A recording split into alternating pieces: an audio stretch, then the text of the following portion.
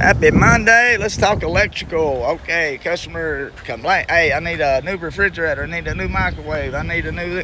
Named off about 4 appliances. I'm like, sir, all them appliances just don't break down on all at one time. So basically, immediately, just sizing this unit up, I said, well, there's no solar panels on the roof. There's no big inverter system. I'm not worried about looking for a faulty inverter or anything like that. So what this does is this is your cable power goes in here. All right, this is your generator power goes in here. And this power goes into the RV breaker box to the outlets.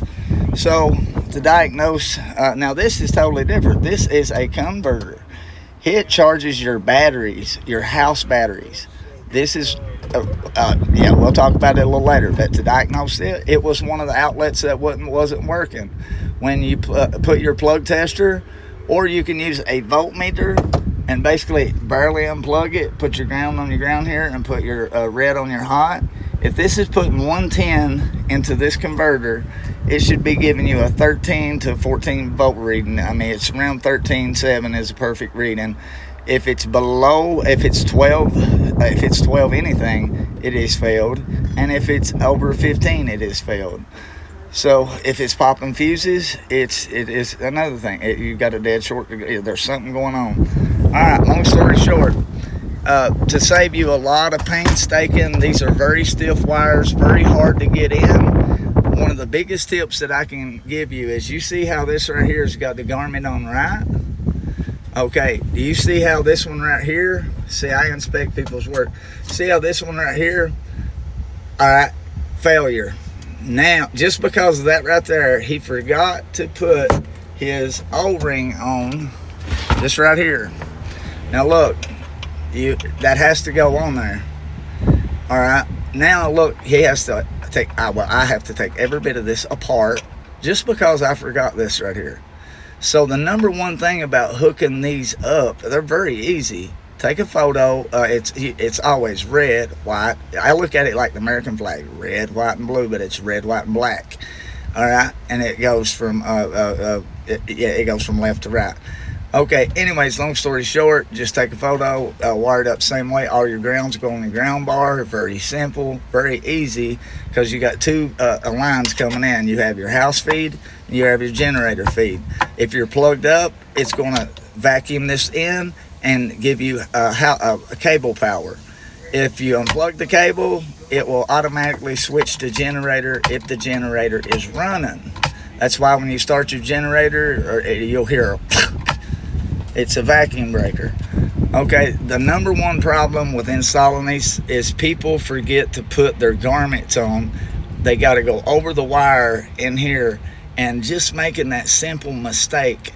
I've seen people put these together 3 and 4 times. They forgot the garment here, had to redo it. Forgot the garment here, had to redo it.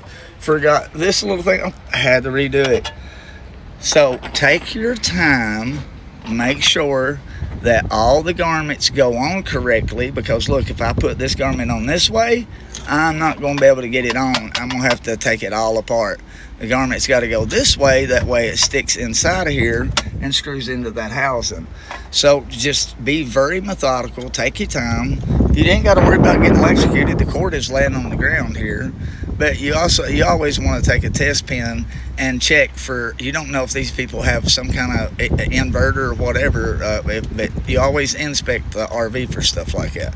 I'm going to need 2 hands on that. I don't want to scuff up the wires, but all I need to do now is make sure when I run my wires through here, this and this goes over my wires when I insert it here. Get the concept? See, that one mistake right here, I mean, I know a lot of people that would just let this ride. It will be totally fine that way. I'm not going to take a chance on that vibrating loose, and because it could pop right out of the hole. No, we do things right here. So that's what I love about quality control. Every morning I go and look at what everybody's doing hours before they get here. I inspect what they're doing. I'm days and days ahead of them as far as parts and what to do. Everything's on their phone. They're supposed to photograph everything before, during, and after. We're here off of 301 here in Stark, Florida, climate control facility. And actually, the customer that owns this RV just pulled up. That's crazy. All right, guys. So that was weird. We're shooting a video on his RV as he's pulling up. Bobby, your RV is going in bay number 2. And it's not going to take long. It's just waiting on your parts. It's the longest thing about it, because when 3 technicians lie down on that thing, maybe 5 of us, we'll wipe that out in just a few hours. All right, and we're still waiting on the State Farm ordeal. We got checks in the mail for the Durango. It's going to be a nice project. We're going to be shooting a lot of videos on that RV. I'm going to be doing a lot of body seal. You're going to see basically how much free work I do on big jobs. That's it. You know, it don't matter. I don't care if the insurance company gives me hell. They still will get thousands in free body seal.